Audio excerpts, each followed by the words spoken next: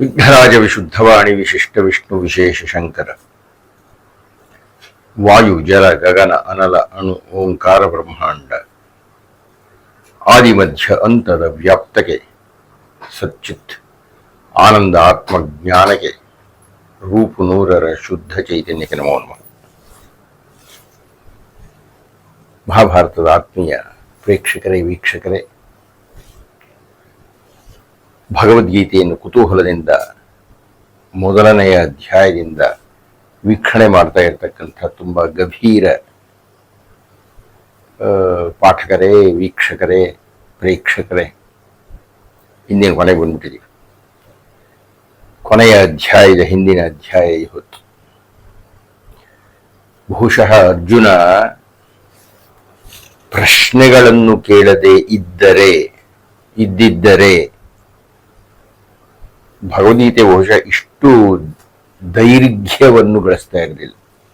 ಎರಡನೇ ಅಧ್ಯಾಯಕ್ಕೆ ಮುಕ್ತಾಯ ಕೊಡೋದು, ಹಬ್ಬ ಅಂದ್ರೆ ಮೂರನೇ ಅಧ್ಯಾಯಕ್ಕೆ ನಿಂತುಬಿಡೋದು. 18 ಅಧ್ಯಾಯಗಳ ತನಕ ಅದು ವಿಸ್ತರಿಸಿದೆ ಅಂದರೆ ಅದಕ್ಕೆ ಕಾರಣ ಅರ್ಜುನ ಕೇಳಿದಂತಹ ಪ್ರಶ್ನೆಗಳು. ಹೀಗಾಗಿ ನನ್ನ ದೃಷ್ಟಿಯಲ್ಲಿ ಭಗವದ್ಗೀತೆಯು ಒಂದು ತರಹದ ಪ್ರಶ್ನೋಪನಿಷತ್ ಇದ್ದ ಹಾಗೆ. ಪ್ರಾರಂಭದಲ್ಲಿಯೇ ಮಧುಸೂದನ ಸರಸ್ವತಿಗಳು ಹೇಳಿಬಿಟ್ಟಿದ್ದಾರೆ, ಸರ್ವೋಪನಿಷದೋ ಗಾವೋ ದೊಗ್ಧ ಗೋಪಾಲನಂದನ ಅಂತ.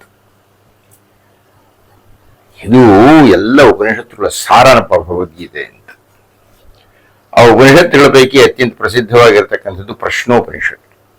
ಆ ಪ್ರಶ್ನೋಪನಿಷತ್ನಲ್ಲಿ ಪ್ರಶ್ನೆಗಳ ಮೇಲೆ ಋಷಿಗಳ ವಿವರಣೆ ಇದೆ. ಹಾಗೆ ಇಲ್ಲಿಯೂ ಭಗವದ್ಗೀತೆಯಲ್ಲಿಯೂ ಅರ್ಜುನನ ಪ್ರಶ್ನೆಯ ಮೇಲೆ ವಿವರಣೆಗಳು ಬಂದು 700 ಶ್ಲೋಕಗಳಾಗೋಯಿತು. 16ನೇ ಅಧ್ಯಾಯದಲ್ಲಿ ಗುಣತ್ರಯ ವಿಭಾಗ ಯೋಗದಲ್ಲಿ ಕೃಷ್ಣ ಒಂದು ಸುಗ್ರೀವಾಜ್ಞೆ ಹೊರಡಿಸ್ಬಿಟ್ಟು ಶಾಸನವನ್ನು ಮಾಡಿಬಿಟ್ಟು ಅತ್ಯಂತ ಸ್ಪಷ್ಟವಾದ ಮಾತುಗಳಲ್ಲಿ ಒಂದು ಖಂಡನೆಯನ್ನು ಮಾಡಿಬಿಟ್ಟು, ಯೇ ಶಾಸ್ತ್ರ ವಿಧಿ ಮುತ್ಸೃಜ್ಯ ವರ್ತತೆ ಕಾಮಕಾರಕ ನ ಸ ಸಿದ್ಧಿಮಾಪ್ನೋತಿ ನ ಸುಖಂ ಪರಾಂ ಗತಿಂ.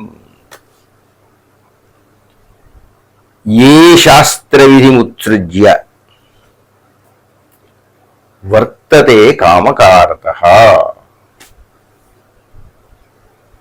ನೋಡಯ್ಯ ಅರ್ಜುನ, ಇದು ಶಾಸನ, ಇದು ಆದೇಶ, ಇದು ಉಪದೇಶ. ಏಷ ಆದೇಶ ಏಷ ಉಪದೇಶ ಅಂತ ಹೇಗೆ ಉಪನಿಷತ್ತಿನಲ್ಲಿ ನಿರ್ಣಯವಾಗುತ್ತೋ ಹಾಗೆ ಕೃಷ್ಣ ಹೇಳ್ತಾ ಇದ್ದಾನೆ, ಈ ಶಾಸ್ತ್ರ ವಿಧಿ ಮುತ್ಸೃಜ್ಯ, ಯಾರು ಶಾಸ್ತ್ರ ಹೇಳಿರತಕ್ಕಂತಹ ವಿಧಿಗಳನ್ನು ಮೀರಿ ವರ್ತತೆ ಕಾಮಕಾರಕ ವರ್ತತೆ ಕಾಮಕಾರತಃ, ಇಷ್ಟ ಬಂದಂತೆ ಯಾರು ಪೂಜೆಯನ್ನು ಮಾಡುತ್ತಾರೋ, ಯಾರು ತಮ್ಮ ಕೆಲಸವನ್ನು ಮಾಡುತ್ತಾರೋ, ಯಾರು ತಮ್ಮ ಜೀವನದಲ್ಲಿ ವರ್ತಿಸುತ್ತಾರೋ, ಇಷ್ಟ ಬಂದ ಹಾಗೆ ನಾವು ಮಾಡಿದೀವಿ ಅಂತ ಮಾಡುತ್ತಾರೆಯೋ, ಶಾಸ್ತ್ರವನ್ನು ಯಾರು ಮರ್ಯಾದೆ ಮಾಡುವುದಿಲ್ಲವೋ, ನ ಸ ಸಿದ್ಧಿಮವಾಪ್ನೋತಿ ನ ಸುಖಂ ಪರಾಂ ಗತಿ. ಇಲ್ಲ ಅವನು ಸುಖ ಸಿಗಲ್ಲಯ್ಯ.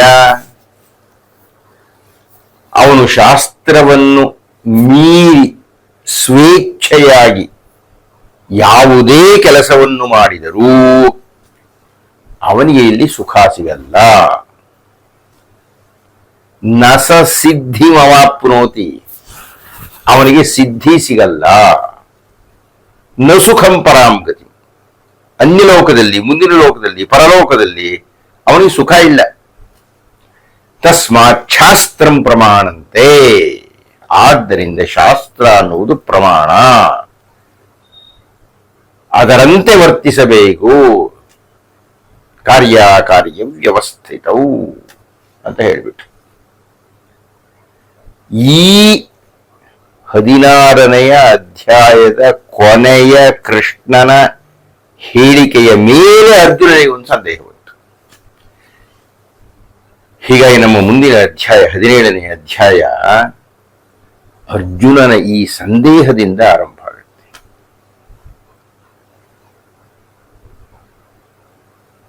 ಹೀಗಾಗಿ ಅರ್ಜುನನ ಸಂದೇಹ ಏನು, ಕೃಷ್ಣನ ಸಮಾಧಾನ ಏನು 17ನೇ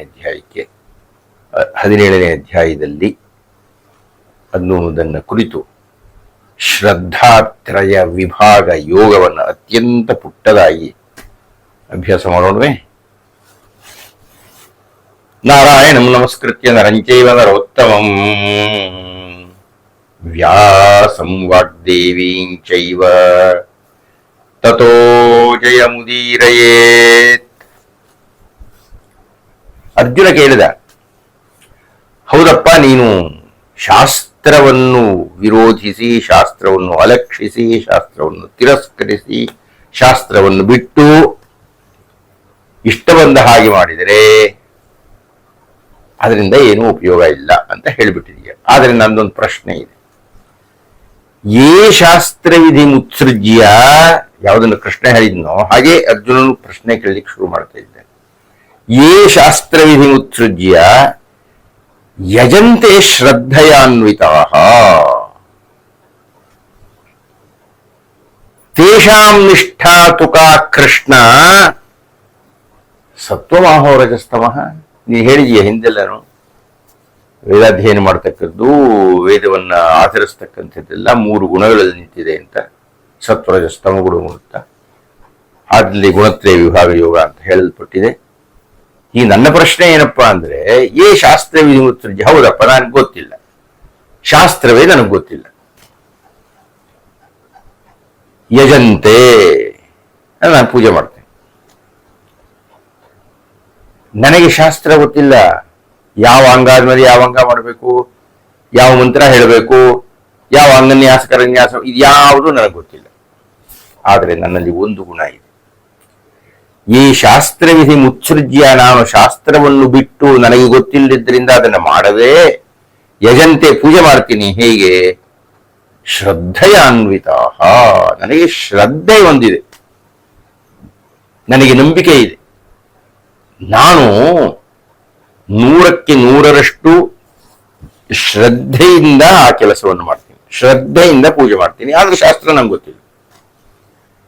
ಯೇ ಶಾಸ್ತ್ರವಿಧಿ ಮುತ್ಸೃಜ್ಯ ವರ್ತತೆ ಕಾಮಕಾರಕ ಅಂತ ಕೃಷ್ಣ ಹೇಳಿದ್ದು, ಅದನ್ನ ಅರ್ಜುನ ಬದಲಾಯಿಸ್ತಾನೆ. ಯೇ ಶಾಸ್ತ್ರವಿಧಿ ಮುತ್ಸೃಜ್ಯ ಯಜಂತೆ ಶ್ರದ್ಧೆಯಾನ್ವಿತ, ಶ್ರದ್ಧೆಯಿಂದ ಯಜಂತೆ ಪೂಜೆ ಮಾಡಿದರೆ ತೇಷಾಂ ನಿಷ್ಠಾ ತುಕಾ ಕೃಷ್ಣ ಸತ್ವಮಾಹೋ ರಜಸ್ತಮ. ಈಗ ಹೇಳಪ್ಪ ನೀನು, ಅಂತಹವನ ನಿಷ್ಠೆ, ಯಾರು ಶ್ರದ್ಧೆಯಿಂದ ಪೂಜೆ ಮಾಡುತ್ತಾರೋ, ಶಾಸ್ತ್ರದ ಅರಿವು ಇಲ್ಲದೆ, ಯಾರೋ ಒಬ್ಬ ಹಳ್ಳಿಗ ಯಾವುದೋ 2 ಕಲ್ಲು, ಮೇಲೊಂದು ಚಪ್ಪಡಿ, ಕೆಳಗೊಂದು ವಿಗ್ರಹವೋ ಅದು ಒಂದು ಗುಂಡು ಕಲ್ಲು ಇಟ್ಟು ಅದನ್ನು ಪೂಜೆ ಮಾಡ್ತಾನೆ. ಅದಕ್ಕೆ ಯಾವುದೋ ಆಕಾರವೇ ಇರೋದಿಲ್ಲ, ಮಾರಮ್ಮ ಅಂದ್ಬಿಡ್ತಾನೆ. ಆಕಾರವೇ ಇರೋದಿಲ್ಲ, ಈಶ್ವರಪ್ಪ ಅಂತ ಕರೀತಾನೆ, ಅಂತೂ ಪೂಜೆ ಮಾಡ್ತಾನೆ. ಅವನಿಗೆ ಶ್ರದ್ಧೆ ಇದೆ. ಶಾಸ್ತ್ರವನ್ನು ಗೊತ್ತಿರತಕ್ಕಂತಹ ವ್ಯಕ್ತಿ ತತ್ತದೇವತಾಹ್ವಾನ ಲಾಂಛನಂ ಅಂತ ದೇವತೆಯನ್ನು ಆಹ್ವಾನ ಮಾಡಿ ಅನಂತರ ಷೋಡಶೋಪಚಾರ ಪೂಜೆ ಮಾಡ್ತಾನೆ. ಈ ಹಳ್ಳಿಗನಿಗೆ ಅದು ಗೊತ್ತಿಲ್ಲ, ಏನೂ ಗೊತ್ತಿಲ್ಲದೆ ಬಹಳ ಶ್ರದ್ಧೆಯಿಂದ ಅವನು ಕಣಗಲೆ ಹೂ ಅಂತಂದು ಆ ಗುಂಡ್ಕಲ್ಲಿನಲ್ಲಿ ನಮಸ್ಕಾರ ಮಾಡ್ತಾನೆ. ಅಷ್ಟು ಶ್ರದ್ಧೆ ಇದೆ ಅವನಿಗೆ, ಅದು ಈಶ್ವರನೇ ಅಂತ ನಂಬಿಡ್ತಾನೆ. ಈಗ ನೀನು ಹೇಳು ನನಗೆ, ತೇಷಾಂ ನಿಷ್ಠಾ ತುಕಾ ಕೃಷ್ಣ, ಅಂತಹ ನಿಷ್ಠೆ ಸತ್ವಮಾಹೋ ರಜಸ್ತಮಃ, ಅದು ಸತ್ವ ಆಗುತ್ತೋ ರಜಸ್ಸಾಗುತ್ತೋ ತಮಸ್ಸಾಗುತ್ತೋ. ಹಿಂದೆ ತಮಸ್ಸನ್ನು ತಿರಸ್ಕಾರ ಮಾಡಿಬಿಟ್ಟಿದ್ದಾನೆ, ಸತ್ವಗುಣವನ್ನು ಪ್ರಶಂಸೆ ಮಾಡಿದ್ದಾನೆ ಕೃಷ್ಣ. ಈಗ ಹೇಳಪ್ಪ, ಈ ಮಿತಿಯಲ್ಲಿ ಆ ಶ್ರದ್ಧೆಯನ್ನ ನಾನು ಸತ್ವ ಅಂತ ಕರಿಬೇಕಾ, ರಜಸ್ ಅಂತ ಕರಿಬೇಕಾ, ತಮೋಗುಣ ಅಂತ ಕರಿಬೇಕಾ? ಶಾಸ್ತ್ರ ಗೊತ್ತಿಲ್ಲ. ಕೃಷ್ಣ ಅಷ್ಟು ಸುಲಭ ಉತ್ತರ ಹೇಳ್ತಾನೆ. ಕೃಷ್ಣ ಪ್ರಶ್ನೆಯ ಮೂಲಕ್ಕೆ ಹೋಗಿ ಅದನ್ನ ಅಲ್ಲಾಡಿಸ್ಬಿಡ್ತಾನೆ, ಜಾಲಾಡಿಬಿಡ್ತಾನೆ, ಹರಿದು ಹರಿದು ಹರಿದು ಹರಿದು ಅದನ್ನು ನೋಡ್ತಾನೆ. ಆತ ಹೇಳಿದ, ತ್ರಿವಿಧಾ ಭವತಿ ಶ್ರದ್ಧಾ ದೇಹಿನಾಂ ಸಾ ಸ್ವಭಾವಜ. ನೀನು ಏನೋ ಪ್ರಶ್ನೆ ಕೇಳ್ತಿದೆಯಲ್ಲ ಅದನ್ನ ಮೊದಲು ಅರ್ಥ ಮಾಡ್ಕೊ ಅಂದ ಕೃಷ್ಣ. ಅವನಿಗೆ ಶ್ರದ್ಧೆ ಇದೆ ಅಂತ ಹೇಳಿದೀಯ, ಆದ್ರೆ ಶ್ರದ್ಧೆ ಅನ್ನೋದು ತ್ರಿವಿಧಾ ಭವತಿ ಶ್ರದ್ಧಾ ದೇಹಿನಾಂ ಸಾ ಸ್ವಭಾವಜ. ಯಾವುದೇ ದೇಹಿಗೆ, ಯಾವುದೇ ಮನುಷ್ಯನಿಗೆ ಈ ಶ್ರದ್ಧೆ ಅನ್ನೋದೇ 3 ತರಹ ಇರುತ್ತೆ. ಆದ್ದರಿಂದ ಆ ವ್ಯಕ್ತಿ ಶಾಸ್ತ್ರ ಗೊತ್ತಿಲ್ಲ ಸರಿ, ಆದ್ರೆ ಯಾವ ಶ್ರದ್ಧೆಯಿಂದ ಮಾಡ್ತಾ ಇದ್ದಾನೆ? ತ್ರಿವಿಧಾ ಭವತಿ ಶ್ರದ್ಧಾ ದೇಹಿನಾಂ ಸಾ ಸ್ವಭಾವಜ ಸಾತ್ವಿಕಿ ರಾಜಸಿ ಚೈವ ತಾಮಸಿ. 3 ಇದೆ ಕಣೆ. ಶ್ರದ್ಧೆಯಲ್ಲಿ 3 ಭಾಗ ಇದೆ. ಆದ್ದರಿಂದ ನೀನು ಯಾವ ಸಾತ್ವಿಕ ಶ್ರದ್ಧೆಯಿಂದ ಮಾಡ್ತಾ ಇದ್ದಾನೆಯೇ, ರಾಜಸ ಶ್ರದ್ಧೆಯಿಂದ ಮಾಡ್ತಾ ಇದ್ದಾನೆಯೇ, ತಾಮಸ ಶ್ರದ್ಧೆಯಿಂದ ಪೂಜೆ ಮಾಡ್ತಾ ಇದ್ದಾನೆಯೇ ಅನ್ನೋದನ್ನು ಮೊದಲು ನಿರ್ಣಯಿಸಬೇಕು. ಈಗ ಯಾವುದೋ ಒಬ್ಬ ವ್ಯಕ್ತಿ ದೇವತಾ ವಿಗ್ರಹಗಳನ್ನು ಇಟ್ಕೊಂಡು, ವಿಷ್ಣುವಿಂದೋ ಈಶ್ವರಂದೋ ಇಟ್ಕೊಂಡು ಪೂಜೆ ಮಾಡ್ತಾ ಇದ್ದಾನೆ. ಇನ್ಯಾವನೋ ಒಬ್ಬ ವ್ಯಕ್ತಿ ಯಕ್ಷರನ್ನ ಇಟ್ಟುಕೊಂಡು ಪೂಜೆ ಮಾಡ್ತಾ ಇದ್ದಾನೆ, ಕುಬೇರ ಇತ್ಯಾದಿ ಯಕ್ಷರನ್ನ ಇಟ್ಕೊಂಡು ಪೂಜೆ ಮಾಡ್ತಾ ಇದ್ದಾನೆ. ಇನ್ಯಾವನೋ ಒಬ್ಬ ವ್ಯಕ್ತಿ ಸ್ಮಶಾನದಲ್ಲಿ ಕುಳಿತುಕೊಂಡು ಭೂತ ಪ್ರೇತಗಳನ್ನ ಅರ್ಚನೆ ಮಾಡ್ತಾ ಇದ್ದಾನೆ. ಈ 3 ಜನಕ್ಕೂ ಶ್ರದ್ಧೆ ಇದೆ. ಈ 3 ಜನಕ್ಕೂ ಶಾಸ್ತ್ರ ಗೊತ್ತಿಲ್ಲ ಅಂತಲೇ ಇಟ್ಕೊಳ್ಳೋಣ. ಯಜಂತೆ ಸಾತ್ವಿಕ ದೇವಾನ್ ಯಕ್ಷ ರಕ್ಷಾಂಸಿ ರಾಜಸಾಹ ಪ್ರೇತಾನ್ ಭೂತಗಣಾಂಶ್ಚನ್ಯೇ ಯಜಂತೆ ತಾಮಸ ಜನ. ನೋಡಯ್ಯ, ನೀನು ಶ್ರದ್ಧೆ ಶ್ರದ್ಧೆ ಅಂತ ಇದೀಯಾ, ಅದು ಆ ಶ್ರದ್ಧೆ ಎನ್ನತಕ್ಕಂಥದ್ದು ಸತ್ವೋ ರಜಸ್ಸೋ ತಮಸ್ಸೋ ಅಂತ ಕೇಳ್ತಾ ಇದೀಯಾ. ನೀನು ಯಾವ ಪೂಜೆಯನ್ನು ಮಾಡ್ತಾ ಇದ್ದೀಯಾ ಅನ್ನುವುದರ ಮೇಲೆ ಅದು ನಿಂತ್ಕೊಳ್ಳುತ್ತೆ. ಅದು ಸತ್ವಗುಣವೇ, ರಜೋಗುಣವೇ, ತಮೋಗುಣವೇ ಅಂತ. ಯಜಂತೆ, ನೀನು ಪೂಜೆ ಮಾಡ್ತೀಯಾ. ಯಾರನ್ನು ಪೂಜೆ ಮಾಡ್ತೀಯಾ? ದೇವತೆಗಳನ್ನ ಪೂಜೆ ಮಾಡ್ತಾ ಇದೀಯ.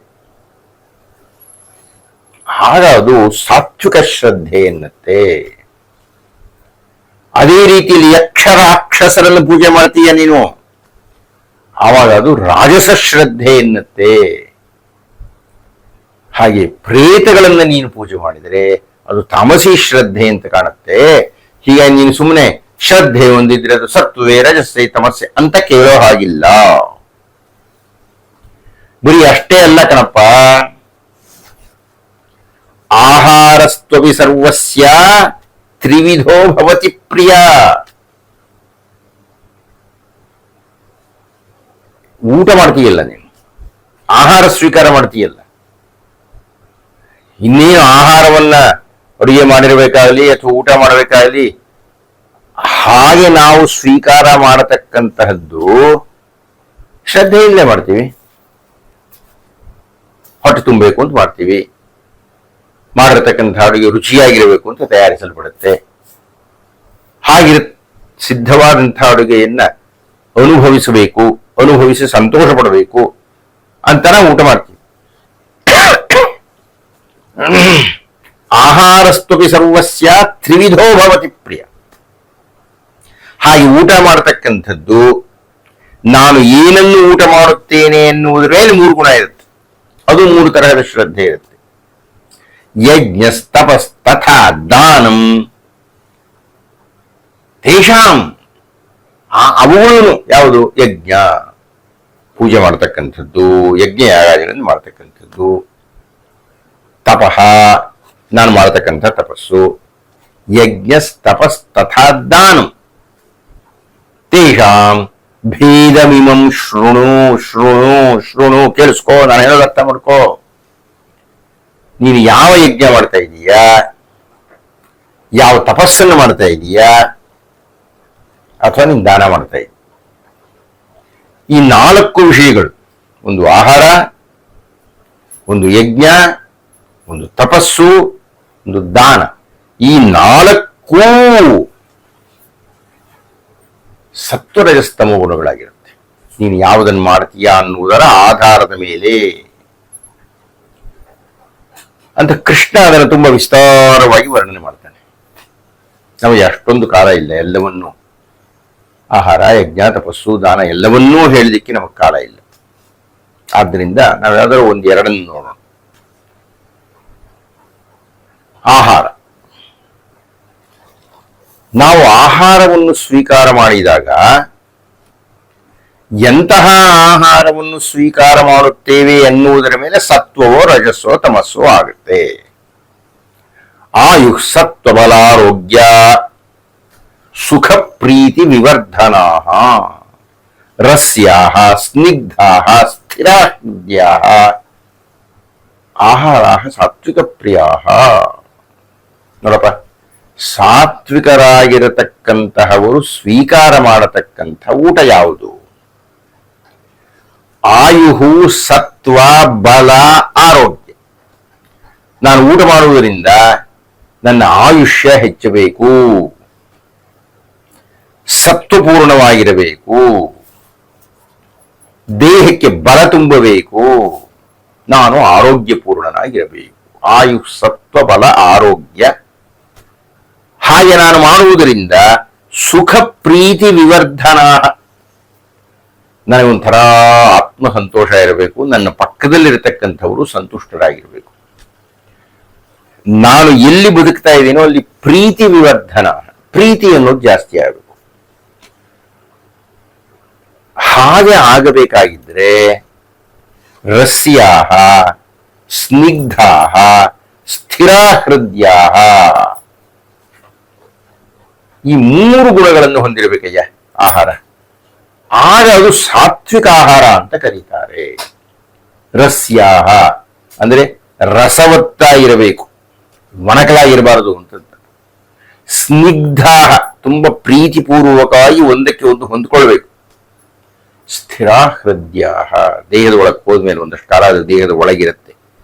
ಹಾಗಿರತಕ್ಕಂಥದ್ದು ಉತ್ಪತ್ತಿ ಮಾಡತಕ್ಕಂಥ ರಸಗಳನ್ನ, ಶಕ್ತಿಯನ್ನ ನಮ್ಮ ದೇಹದ ಒಳಗೆ ಇರತಕ್ಕಂಥ ಅಂಗೋಪಾಂಗಗಳು ಹೀರಿಕೊಳ್ಳುತ್ತೆ. ಅಂತಹ ಸಾತ್ವಿಕವಾದ ಆಹಾರವನ್ನು ಯಾರು ಸ್ವೀಕರಿಸುತ್ತಾರೋ ಅವರಿಗೆ ಸಾತ್ವಿಕ ಶ್ರದ್ಧೆ ಇದೆ ಆಹಾರದ ವಿಷಯದಲ್ಲಿ ಅಂತ ಅರ್ಥ ಮಾಡ್ಕೋಬೇಕು. ಅದ್ ಹೇಗ್ರಿ ಆಯುಷ್ಯ ಅನ್ನೋದು ಬಲ ಜಾಸ್ತಿ ಮಾಡುತ್ತೆ ಅನ್ನೋದು ಇದು ಹೇಗಪ್ಪ ಅರ್ಥ ಆಗುತ್ತೆ ಅಂದರೆ ಬಹಳ ಸರಳವಾದ ಒಂದು ಉದಾಹರಣೆಯನ್ನು ನೋಡೋಣ. ಅದನ್ನ ತಾಮಸಾಹಾರದಲ್ಲಿ ವಿವರಣೆ ಕೊಡ್ತಾನೆ ಕೃಷ್ಣ. ಆದ್ರೆ ಈಗ ಅದನ್ನ ಅರ್ಥ ಮಾಡ್ಕೋಬೇಕು. ಆಯುಷ್ವತ್ವ ಆರೋಗ್ಯ ಹೇಗೆ ವೃದ್ಧಿಯಾಗುತ್ತೆ ಸತ್ವಪೂರ್ಣವಾಗಿರತಕ್ಕಂಥ ಆಹಾರ ತಗೊಂಡ್ರೆ ಅಂದರೆ ಏನು ಕುಡಿತಾನ್ರಿ ಅವನು, ಹೆಂಡು ಕುಡಿತಾನೆ ಅಂತ ಇಟ್ಕೊಳ್ಳೋಣ. ವಾಸನೆ ಎಷ್ಟು ಚೆನ್ನಾಗಿರಲ್ಲ, ಸುಖ ಸಿಗುತ್ತೆ ಅಂತ ಹೇಳಿಕ್ಕಾಗಲ್ಲ. ಅವನು ಮತ್ತನಾಗಿರ್ಬೋದು, ಮೈ ಮರೆತು ಬಿಡ್ಬೋದು, ಆದರೆ ಮನಸ್ಸು ಹಾಜರಾಗಿದ್ದೂ ಸುಖವನ್ನು ಅನುಭವಿಸಬೇಕು. ಆ ದುರ್ಗಂಧವನ್ನು ಬೀರ್ತಾ ಇದ್ರೆ ಮತ್ತು ಕುಡಿದು ಕುಡಿದು ಕುಡಿದು ಪಿತ್ತಕೋಶ ಹಾಳಾಗಿ ಹೋಗ್ಬಿಡುತ್ತೆ. ನೀವು ಕುಡುಕರ ದೇಹ ಅಂದ್ರೆ ಯಾವಾಗಲೂ ಸ್ವಲ್ಪ ತಗೊಳ್ಳೋರ ಬಗ್ಗೆ ಮಾತಾಡ್ತಾ ಇಲ್ಲ, ಕುಡಿತವನ್ನೇ ಅಭ್ಯಾಸ ಮಾಡಿಕೊಂಡಿರತಕ್ಕಂತಹವರ ಮುಖ ನೋಡಿ, ಅವರ ದೇಹ ನೋಡಿ, ತುಂಬಾ ದುರ್ಬಲರಾಗಿ ಬಿಡುತ್ತಾರೆ. ಆರೋಗ್ಯ ಇರೋದಿಲ್ಲ, ಸೌಖ್ಯ ಇರೋದಿಲ್ಲ. ಅವರವರು ಅನ್ಕೊಳ್ತಿರ್ತಾರೆ, ನೋಡುವವ್ರಿಗೆ ಗೊತ್ತಾಗತ್ತೆ. ಹಾಗೇ ಉಳಿದ ಆಹಾರಗಳು ಅದೆಲ್ಲ ವಿವರಣೆ ಕೊಡೋಕ್ಕಾಗುವುದಿಲ್ಲ, ಕಾಲ ಇದೆ. 2ನೇ ಭಾವಕ್ಕೂ ಕಟ್ವಮೂಲ ಲವಣಾತ್ಯುಷ್ಣ ತೀಕ್ಷ್ಣ ರೂಕ್ಷ ವಿದಾಹಿನ. 2ನೇ ಗುಂಪು ಕಟ್ವಮ್ಲ ಲವಣ ಉಷ್ಣ ತೀಕ್ಷ್ಣ ರೂಕ್ಷ ವಿದಾಹಿನ. ಈ ಗುಣಗಳು ಇರತಕ್ಕಂಥ ಆಹಾರವನ್ನು ಸ್ವೀಕರಿಸಿದರೆ ಆಹಾರ ರಾಜಸಸ್ಯೇಷ್ಟ. ಇವು ನೋಡಪ್ಪ ರಾಜಸ ಆಹಾರ.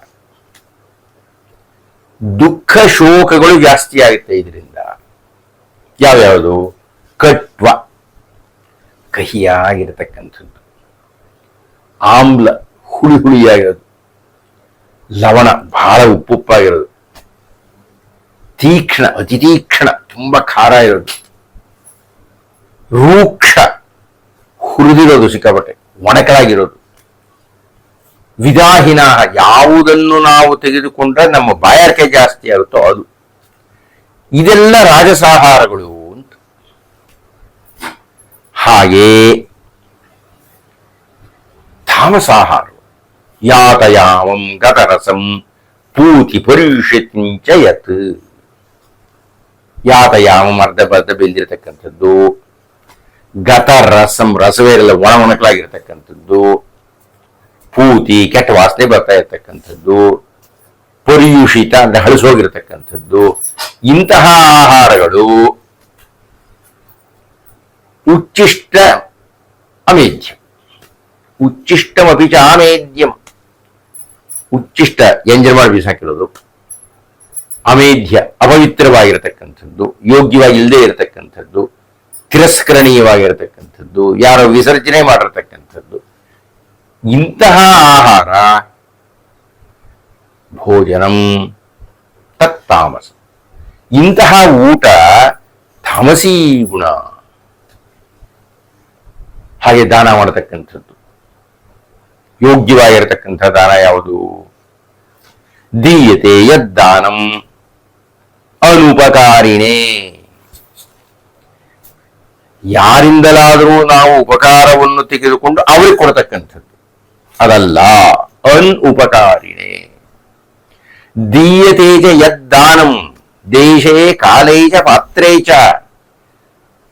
ಒಳ್ಳೆ ಕಾಲ, ಒಳ್ಳೆ ಯೋಗ್ಯವಾದ ಸ್ಥಳ, ಯೋಗ್ಯವಾಗಿರತಕ್ಕಂಥ ವ್ಯಕ್ತಿ. ಈ ಯೋಗ್ಯವಾಗಿರೋ ಕಾಲ, ದೇಶ, ವ್ಯಕ್ತಿ ಅಂದ್ರೆ ಅರ್ಥ ಏನು? ಉದಾಹರಣೆಗೆ ಗಂಗಾ ನದಿ ಪಕ್ಕದಲ್ಲಿರೋ ಹಳ್ಳಿಯಲ್ಲಿರೋ ಮನುಷ್ಯನಿಗೆ ಒಂದು ಬಿಂದಿಗೆ ನೀರಿನ ದಾನ ಮಾಡೋದು ಅಂತ ಇಟ್ಕೊಳ್ಳೋಣ. ಅಲ್ಲ, ಅದು ಯೋಗ್ಯವಾದ ದಾನ ಆಗೋದಿಲ್ಲ. ಬರ ಪ್ರದೇಶದಲ್ಲಿ ಇರತಕ್ಕಂಥ ವ್ಯಕ್ತಿಗೆ ಒಂದು ಲೋಟ ನೀರು ಕೊಟ್ಟರು ಅದು ಬಹಳ ದೊಡ್ಡ ದಾನ ಆಗಿಬಿಡುತ್ತೆ. ಹೀಗಾಗಿ ವಸ್ತು ಒಂದೇ ಆದ್ರೂ ದೇಶ ಮತ್ತು ಕಾಲಗಳು, ಅದರ ಮೇಲೆ ನಾವು ಕೊಡತಕ್ಕಂಥ ದಾನ ಸಾತ್ವಿಕವೇ, ರಾಜಸವೇ, ತಾಮಸವೇ ಅಂತ ಆಗುತ್ತೆ. ನಾವು ಉಪಕಾರ ಮಾಡಿರತಕ್ಕಂತಹವನಿಗೆ ಏನಾದರೂ ಕೊಡ್ತಕ್ಕಂಥದ್ದು, ಪುನಃ ಅವರಿಂದ ಫಲ ಸಿಗುತ್ತೆ ಅಂತ ಮಾಡತಕ್ಕಂಥದ್ದು, ಅಲಕ್ಷ್ಯದಿಂದ ಮಾಡತಕ್ಕಂಥದ್ದು, ಅವುಗಳೆಲ್ಲ ರಾಜಸದಾನಗಳು. ಹಾಗೆ ತಾಮಸದಾನಗಳು ಅದೇಶಕಾಲೇ ಯದ್ದಾನಂ ಅಪಾತ್ರೇಭ್ಯಶ್ಚ ದೀಯತೆ. ದೇಶಕಾಲ ವರ್ತಮಾನಗಳಿಗೆ ವಿರುದ್ಧವಾಗಿ ಅಪಾತ್ರೇಭ್ಯಶ್ಚ ದೀಯತೆ. ಕೋಟ್ಯಧಿಪತಿ ಇರ್ತಾನ ಅವನು ನೀವು 10 ರೂಪಾಯಿ ದಾನ ಮಾಡ್ತೀರಿ, ಪ್ರಯೋಜನ ಏನು? ಅಪಾತ್ರೇಭ್ಯಶ್ಚ ದೀಯತೆ. ಅದೇ ದರಿದ್ರನು 10 ರೂಪಾಯಿ ಕೊಡ ಮಹಾ ದೊಡ್ಡ 1000 ರೂಪಾಯಿ ಸಿಕ್ಕಾಗಿರುತ್ತೆ. ಹೀಗಾಗಿ ಅರ್ಜುನ, ಯಜ್ಞ ಮಾಡುವುದರಲ್ಲಾಗಲಿ, ದಾನ ಮಾಡುವುದರಲ್ಲಾಗಲಿ, ಆಹಾರ ಸ್ವೀಕಾರದಲ್ಲಾಗಲಿ, ತಪಸ್ಸು ಮಾಡುವುದರಲ್ಲಾಗಲಿ, ನಿನ್ನಲ್ಲಿ ಇರತಕ್ಕಂಥ ಭಾವನೆಗಳ ಮೇಲೆ ನೀನು ಶ್ರದ್ಧಾಳುವಾಗಿದ್ದರೆ ಅದು ಸತ್ವ ಅಥವಾ ರಜಸ್ಸು ಅಥವಾ ತಮಸ್ಸು ಆಗುತ್ತೆ. ಬಹಳ ದೊಡ್ಡದ ನೇರವಾಗಿ ನನಗೆ ಶಾಸ್ತ್ರ ಗೊತ್ತಿಲ್ಲದೆ ಇದ್ರು ನಾನು ಮಾಡೋದೆಲ್ಲ ಯಾವುದೋ ಒಂದು ಆಗುತ್ತೆ ಅಂತ ಹೇಳೋಕ್ಕಾಗೋದಿಲ್ಲ. ಆದ್ದರಿಂದ ತೇಷಾಂ ನಿಷ್ಠಾತುಕ ಕೃಷ್ಣ ಸತ್ವಮಾಹೋ ರಜಸ್ತಮಃ ಅಂದರೆ ಆ ಶ್ರದ್ಧೆ ಅನ್ನತಕ್ಕಂಥದ್ದನ್ನ ನೀನು ಅರ್ಥ ಮಾಡಿಕೊಂಡು ಅದು ಸಾತ್ವಿಕ ಶ್ರದ್ಧೆ, ರಾಜಸ ಶ್ರದ್ಧೆ, ತಾಮಸ ಶ್ರದ್ಧೆ ಅಂತ ಗೊತ್ತು ಮಾಡ್ಕೋಬೇಕು. 17ನೇ ಅಧ್ಯಾಯ ಬಹಳ ಸಂಕೀರ್ಣವಾಗಿರ್ತಕ್ಕಂಥದ್ದು. 17ನೇ ಅಧ್ಯಾಯ ಅನೇಕ ವಿಷಯಗಳನ್ನು ಕುರಿತು ಚರ್ಚೆ ಮಾಡ್ತಕ್ಕಂಥದ್ದು. ಈ 17ನೇ ಅಧ್ಯಾಯದ ಬಗ್ಗೆ ಕನಿಷ್ಠ ಒಂದು 7-8 ಗಂಟೆಗಳ ಉಪನ್ಯಾಸವನ್ನು ಕೊಡಬೇಕಾಗಿರತಕ್ಕದ್ದು. ನಮಗಿರತಕ್ಕಂಥ ಕಾಲದ ಮಿತಿಯಲ್ಲಿ ಇಷ್ಟನ್ನು ಹೇಳಿ ಮುಗಿಸಿದ್ದೆ. ವೇದ ಪಾರಾಯಣದ ಫಲ, ಗಂಗಾದಿ ತೀರ್ಥ ಸ್ನಾನ ಫಲ, ಕೃಚ್ಛಾದಿ ತಪಸಿನ ಫಲ, ಉಜ್ಯೋತಿಷ್ಠೋಮಯಾಗ ಫಲ, ಮೇದಿನಿಯನ್ನು ಒಲಿದಿತ್ತ ಫಲ, ವಸ್ತ್ರಾದಿ ಕನ್ಯಾದಾನ ಫಲ, ಬಹುದೀ ಭಾರತದೊಳೊಂದಕ್ಷರವನಾದರಿಸಿ ಕೇಳ್ದರಿಗೆ.